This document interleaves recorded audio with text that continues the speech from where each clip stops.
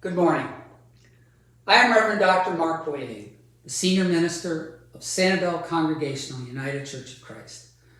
And it is once again my pleasure and privilege to welcome you here to our spiritual community's weekly time of remembrance and reflection and recommitment to God and God's ways, as best expressed for us in the Christian spiritual tradition through the life and teachings and death and resurrection of Jesus of Nazareth. I welcome you here to my living room, to this place, this spiritual community where no matter who you are or where you are on your life or faith journey, you are fully, completely welcome. I know that our moderators and trustees have been providing periodic updates on the status of our church facilities, and I will leave that to them to continue to do so. However, this morning I would like to add that we are very near completing the procurement of an alternate worship space. I am hopeful that as early as next Sunday, we will have a place to gather for in-person worship and live streaming for an indefinite period of time. And that I believe is extremely good news, and it is particularly good for all of us so that we do not have to continue, you do not have to continue to watch me doing this in this way. So with that, I invite you to join me in the opening prayer that is printed in the bulletin that you were sent in the online announcement for today's worship.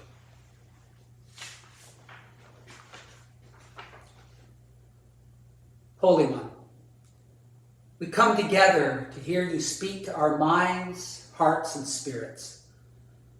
We come together seeking your strength, comfort, and wisdom for this day and the days ahead. We come together in this time of chaos, disruption, and uncertainty, looking forward to and believing in the time of restoration and renewal you will lead us to. But as we look to and work toward that time, O God, let us also not be too quick to ignore, dismiss, or pretend that the struggle, suffering, and trauma are past or don't matter. The struggle, suffering, and trauma of so many, like so many of us. Help us to allow ourselves to not be fine. Help us to honestly acknowledge the chaos, disruption, and uncertainty. Help us to learn from those feelings rather than be controlled by them. Then help us, individually and together, move forward to a new and different life of faith. For that is the ground from which true hope springs. That is the ground from which true belief and trust that you will lead us to restoration and renewal takes root in. Amen.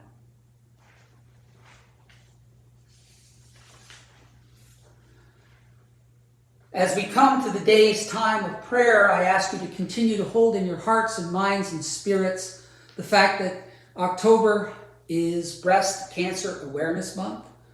I ask you to hold in your hearts and minds and spirits all those who are suffering from that disease right now, the families of those suffering from that disease, the families and friends of those who have lost their lives to this illness. I ask you to continue to hold in your hearts and minds and spirits all scientists and researchers and medical personnel, all those who are working diligently to alleviate the effects of this disease and perhaps, hopefully, one day, find a cure. I ask you to continue to hold in your hearts and minds and spirits all first responders, all police and fire department personnel, all the utility workers, the FEMA personnel, the Coast Guard, all shelter providers, meal providers, all those who are continuing to work day and night to give their best efforts to help alleviate the suffering and the struggle and the devastation and the effects and the aftermath of Hurricane Ian. I also ask you to hold in your hearts and minds and spirits this day the family of Dick Meter. Now, my guess is none of you know Dick Meter or probably never heard of Dick Meter. But in a sense, you have at least started to get to know Dick Meter a little bit through me. You see, Dick was one of the most important mentors in my life.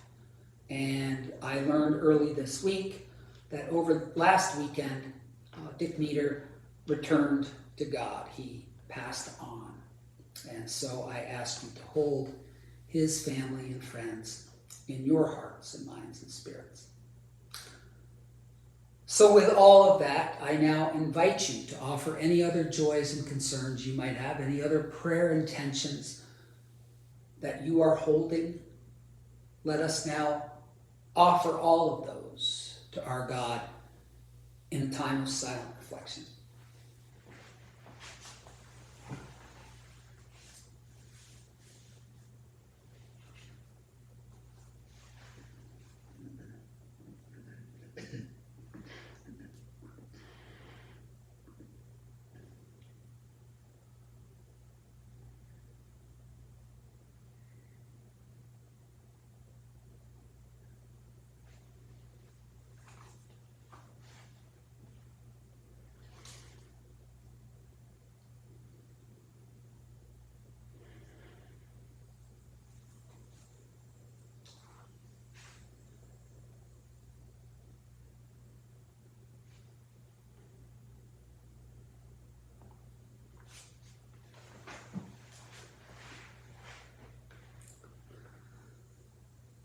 I invite you to join me in prayer.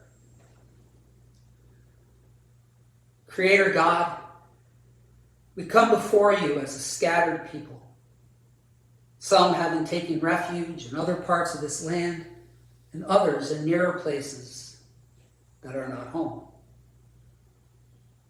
We come before you as a scattered people, unable to be together in person, even though it's what we want. It is and will remain, for how long we do not know, a time of scattering, a time of uncertainty, a time of chaos. But in this time, we trust, we know that you have always been and continue to be a constantly creating and recreating, claiming and reclaiming, constructing and reconstructing God. A God who promises to lead, to help, to guide us through the chaos to something new and different. Something perhaps we can't see or know right now, but something that in its new and differentness will still be good, even very good. So help us then, O Lord, to stay with you and each other in the chaos for as long as it takes. Help us to persist as you persist, and help us to stay open as you stay open. Open to the things not being or going exactly as we want them to. Open to taking different path to tomorrow than we might have hoped. Open to not expecting that tomorrow will look exactly like our yesterday. Because that is not what you promise. What you do promise, though, what you have always promised and delivered, is that we will be delivered. We offer all this in the name of our brother, teacher, and leader, Jesus, the one you sent to embody your promises, your creativity, your persistence, and your openness. We offer you now the words that he gave us, saying together, Our Father, who art in heaven, hallowed be thy name. Thy kingdom come, thy will be done on earth as it is in heaven. Give us this day our daily bread, and forgive us our trespasses as we forgive those who trespass against us. And lead us not into temptation, but deliver us from evil. For thine is the kingdom, and the power, and the glory forever. Amen.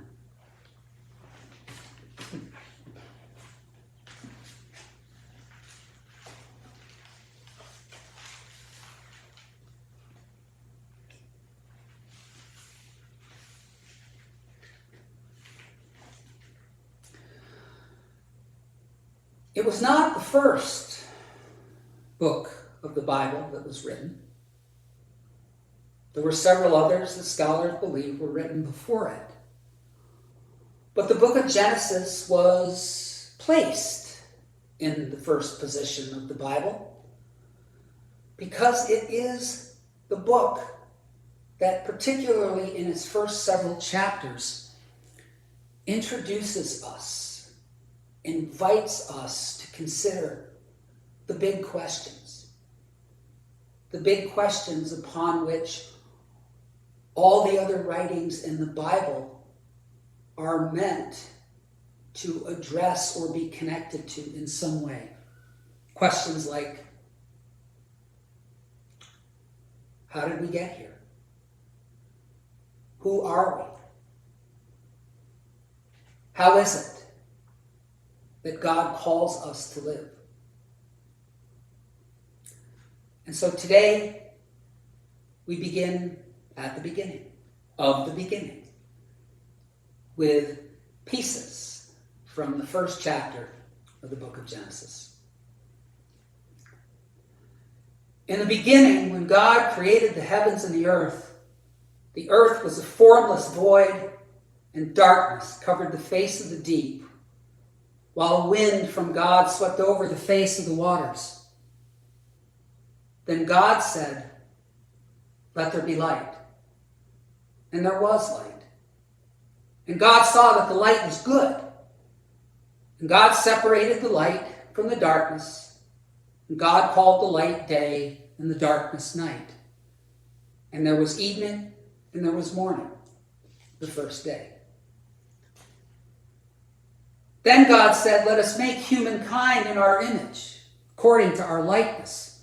And let them have dominion over the fish of the sea, and over the birds of the air, and over the cattle, and over all the wild animals of the earth, and over every creeping thing that creeps upon the earth." So God created humankind in God's image. In the image of God they were created, male and female. God blessed them and said to them, "Be fruitful and multiply, and fill the earth and subdue it. Have dominion over the fish of the sea, and over the birds of the air, and over every living thing that moves upon the earth." God said, "See, I have given you every plant yielding seed that is upon the face of the earth, and every tree with seed in its fruit. You shall have them for food. And to every beast of the earth, and to every bird of the air, and to everything that creeps on the earth, everything that has the breath of life, I have given every green plant for food." And it was so. God saw everything that God had made, and indeed, it was very good. And there was evening, and there was morning, the sixth day.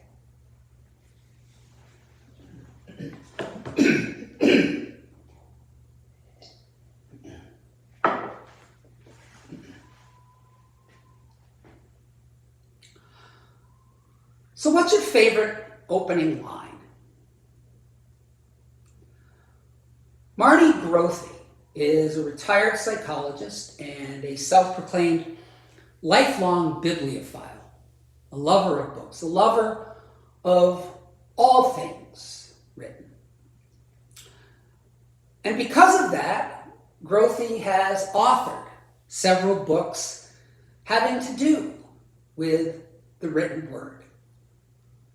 Like, for instance, the book, "I Never Met a Four I Didn't Like," which, as its title suggests, is a collection of metaphors and analogies and similes that Grothe has taken from all kinds of different writing.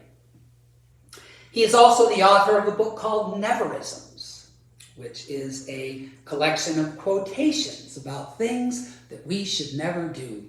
Like, for example, Irma Bombeck's classic quote, "Never go to a doctor whose office plants have died." But Grothe's latest project is not a book. It's about books and the written word, but it's a website called Great openinglines.com. And it is, as its title suggests, a collection of what growthy and scholarly and popular opinion considered to be the greatest opening lines taken from world literature. The collection includes quotes like Thomas Paine's, "These are the times that try men's souls," and J.M. Barrie's classic opening line from Peter Pan, "All children grow up, except one." It also includes things like the opening line from M.L.K. Fisher, the food writer M.L.K. Fisher's article, "Consider the Oyster," where Fisher writes, "The oyster lives a devastating but exciting life." Now, I know absolutely nothing about the lives of oysters, but I agree with Grothe on that. That's a great opening line. And of course, the collection includes what Grothe says many consider to be the greatest opening line in the history of literature. "In the beginning, when God created the heavens and earth." The homepage for the Great Opening Lines website starts with a quote from Stephen King. And part of the quote says this: "An opening line should say to us, 'Listen, come in.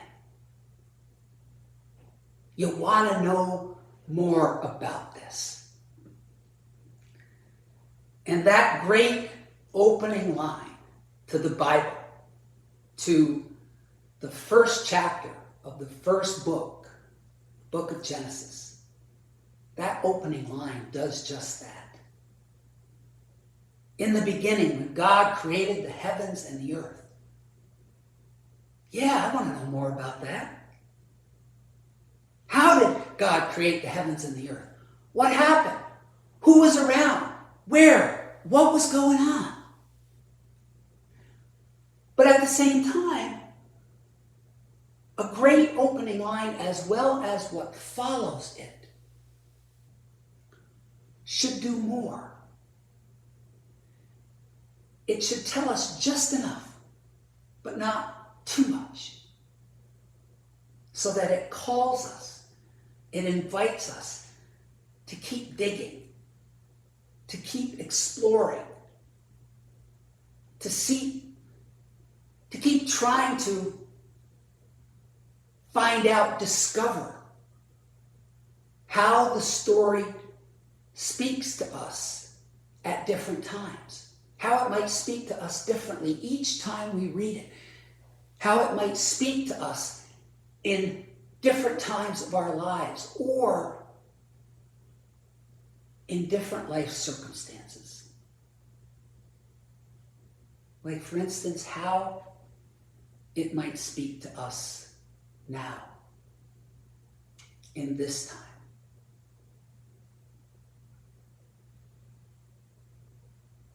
A great opening line and what follows it invites us to keep digging, to keep exploring, so that we avoid becoming so familiar with it that it stops speaking to us. Speaking to us when we might need it most, like maybe now. We know the plot. After that great opening line, the writer presents us with a series of vignettes. Vignettes presented as days. 6 of them in which God creates. God creates light and dark, day and night. God creates water, ocean and sea and land. God creates moon and sun and stars. God creates sky. God creates all non-human living creatures. God creates plants. God creates human beings. And then finally, on a seventh day, God rests. God takes a break. Well, yeah, I imagine God did need a break after all of that. After all of that creating, all of that work, especially after doing all that work by God's self. Well, not exactly. See, in our familiarity with this story, it is easy for us to overlook the idea, the fact that God was not alone. That God was not alone at the beginning. It's easy for us to miss how that sixth day starts out. God says, let us create humankind in our image. Us? Our? Who's that? Well, an ancient strain of understanding in Jewish theology believed that in the beginning, God was not alone. That instead, God was accompanied by what scholars refer to as a heavenly court, lesser divine beings whose purpose was to serve God's purposes. Okay, but still, you gotta admit, that's quite a construction job. That's an amazing piece of construction, especially out of nothing. Well, again, not exactly. That's not what the writer of the story tells us. Yes, it is a common understanding within Christianity that God created the heavens and the earth out of nothing. But that's not what the writer says. The writer tells us that there was not nothing, that there was, in fact, something, that there was water and wind and darkness. And for the ancient Israelites, as well as for most of the cultures around them,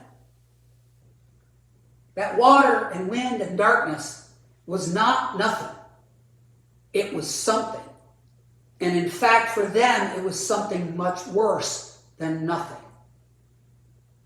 See, in the ancient world, wind and water and darkness were often symbolic of chaos. What the writer is telling us is that God creates out of chaos.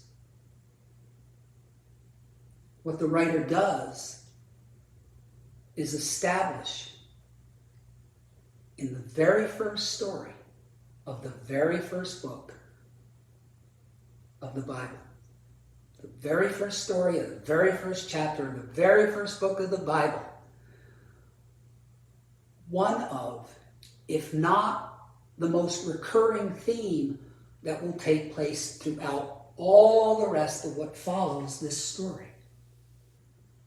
The idea that we are the people of a God who is constantly capable of creating something new and different out of chaos. Something new and different out of the mess, whatever that mess might be.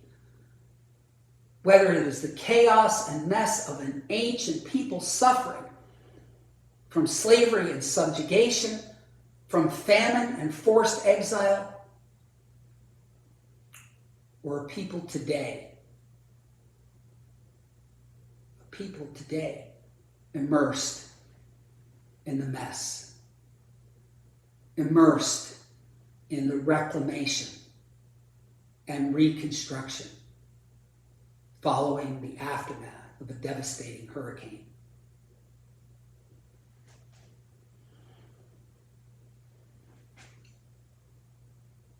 We are the people of a God who is constantly capable of creating something new and different out of chaos. The writer tells us that in a second way. It's another curious detail that it's easy for us to miss in our familiarity with the story. After each of those first 6 days of creation, the writer says there was evening and there was morning. Seems backwards, right? For us, the expected order is morning, then evening. But as the scientist and Rabbi Jeffrey Middleman says, that word we see as evening comes from a Hebrew word which means chaos.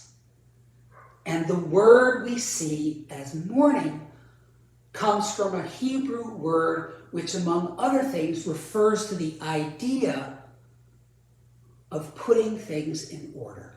We are the people of a God who is constantly capable of creating something new and different out of chaos, out of the mess.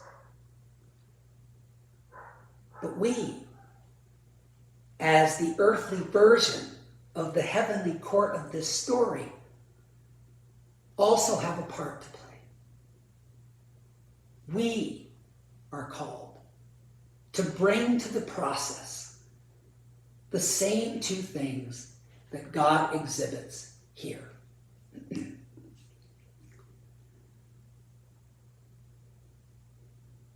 We are told that creation process, the entire process, took 6 days before the seventh day that God rests. But the process of the creation took 6 days. 6 days to do all that. But of course we know it's not meant to suggest 6 calendar days as we understand that concept. For one thing, people in the ancient world understood time differently. But for another and more important thing, time is, as often and not in the Bible, meant symbolically and not literally.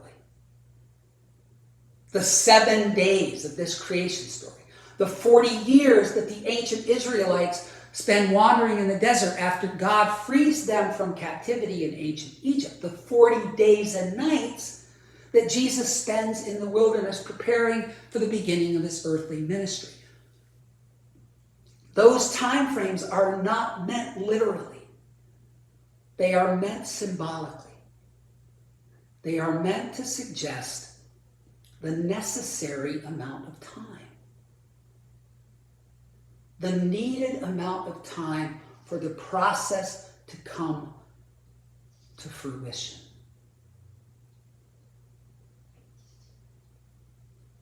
And what that tells us, what the writer is telling us, is that God persists.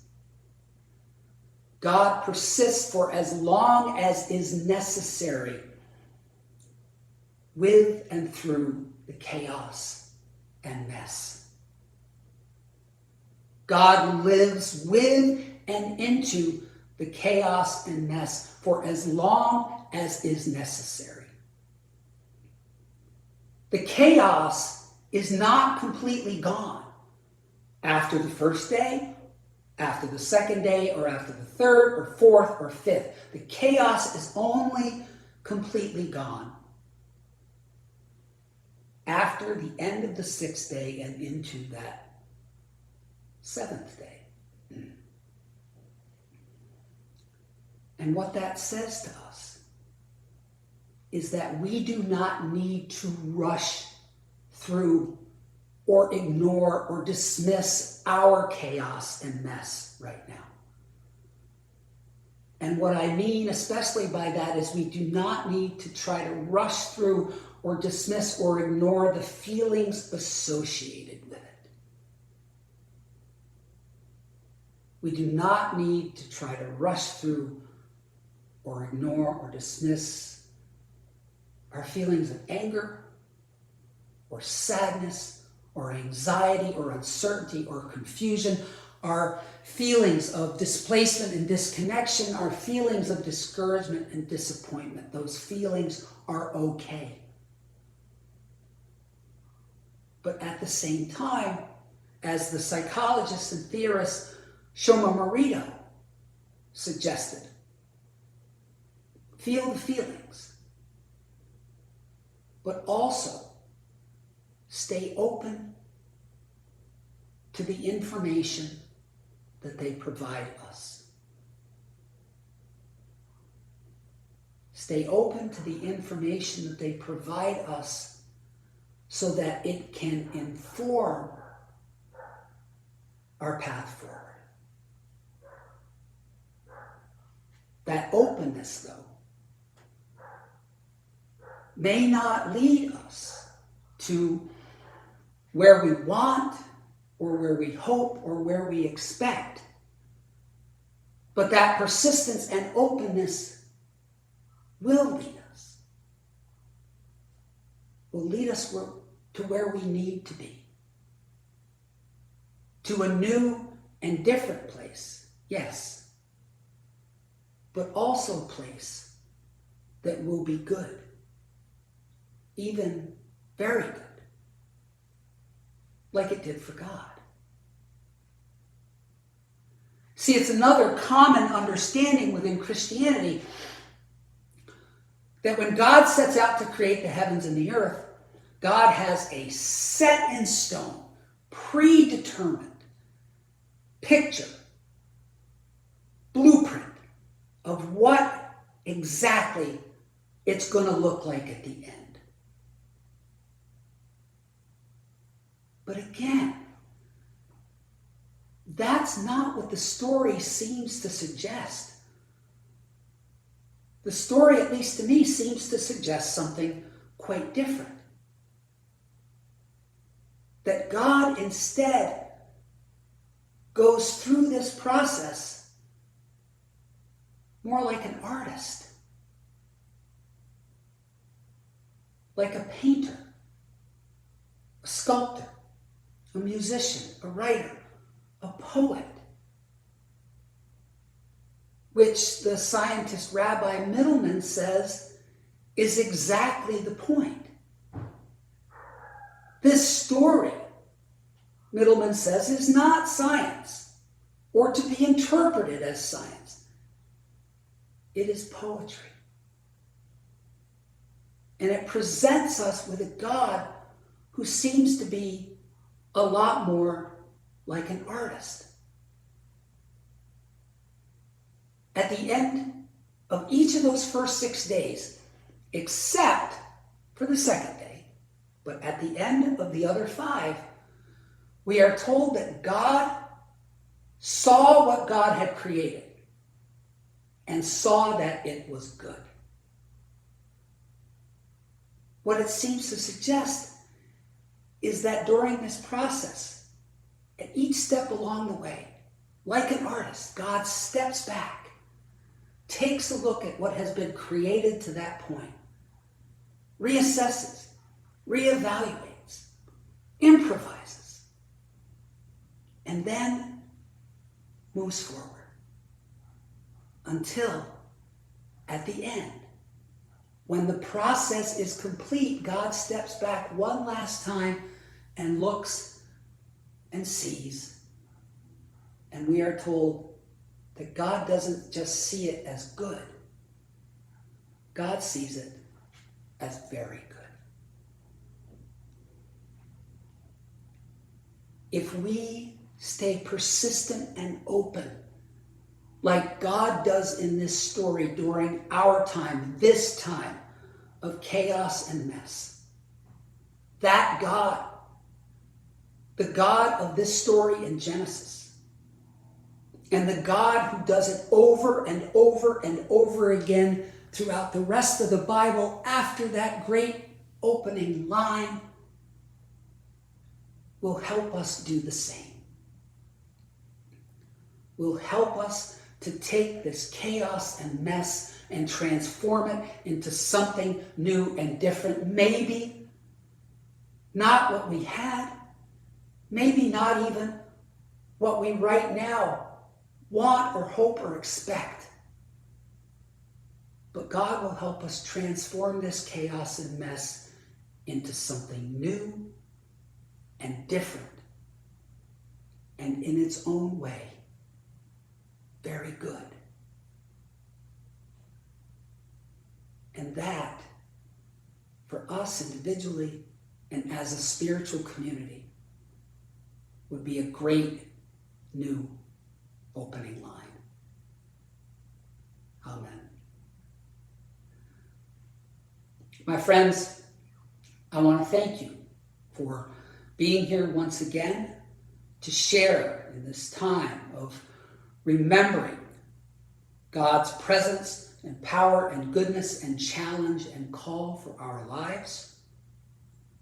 And I hope that we will leave this time ready and willing to be the persistent, open people that God needs us to be as we work through this time of chaos and mess. To be persistent and open as God was during the process of creating the heavens and the earth. Ready and willing to commit to being an earthly version of the heavenly court that helped God create all of it in the first place. And for that possibility, that promise that God gives us to be with us and help us to do just that, we say thanks be to God and amen.